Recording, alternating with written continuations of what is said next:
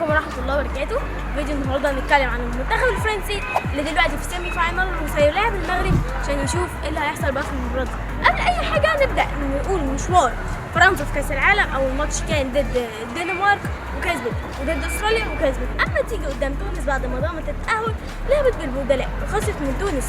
الصراحه المنتخبات العربيه عملت نتائج حلوه. هتقول لي طب ما هو ده كان باللعيبه البديله، اقول لك لكن يحسب فوز لتونس.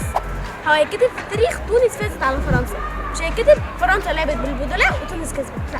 وبعديها بنشوف ان هي بتتاهل لدور النصف النهائي وتتاهل لدور 16، بعديها بتتاهل ودلوقتي بتلاعب المغرب.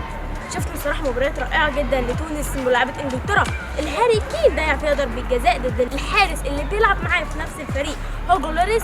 الحارس ده رائع جدا ويستحق ان هو يتقال عليه من افضل حراس البطوله. كمان شفنا اللاعب اوليفيا جيرو وهو بيعادل رقم زيدان العالمي في هدافين فرنسا. الصراحه اللعيبه دلوقتي تحس ان هي اساطير حيه، اساطير بتكتب ذهب بايديها. شفنا كمان لعيبه كتير زي تشاوميني اللاعب رقم 8 اللي عمل تسديده رائعه جدا اكيد كلنا شفناها. الصراحه انا اشيد بالمنتخب الفرنسي ان هو بجد داخل بقوه، واشيد بالمدرب ديشامب. الصراحه ان لو فرنسا وصلت للنهائي وخلاص بقى كده ممكن تكسبها عادي قدام الارجنتين، رقم ما كسبتهاش هتقال ان هي وصلت نهائي نسختين ورا بعض، وده رقم قياسي الصراحه لمنتخب زي فرنسا. فرنسا بتحاول تعمل كل حاجه، مبابي بيحاول يكتب رقم قياسي جديد ان هو يحصل على نسختين كاس عالم ورا بعض، ده حاجه عالميه. اوليفيا جيرو نفس الفكره. فهنشوف ان طموحات لعيبه فرنسا ما بتتوقفش، دايما بيطمحوا بالاعلى.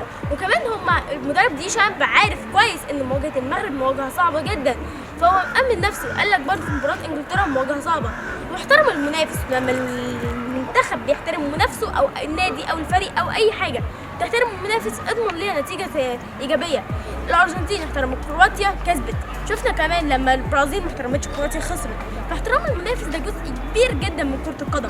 احترام المنافس خلاهم يوصلوا للمنصب ده وهيخليهم ممكن يعلوا ويوصلوا للنهائي. انا اتمنى كل الخير للثلاث منتخبات اللي دلوقتي تم تحديدهم اللي هم المغرب وفرنسا. انا اتمنى المغرب تكسب، وكمان نشوف الارجنتين تواجه منتخب المغرب يعملوا ماتش رائع. تقول لي طب انت ليه اتكلمتي على فرنسا ادام انت عايزه المغرب تكسب؟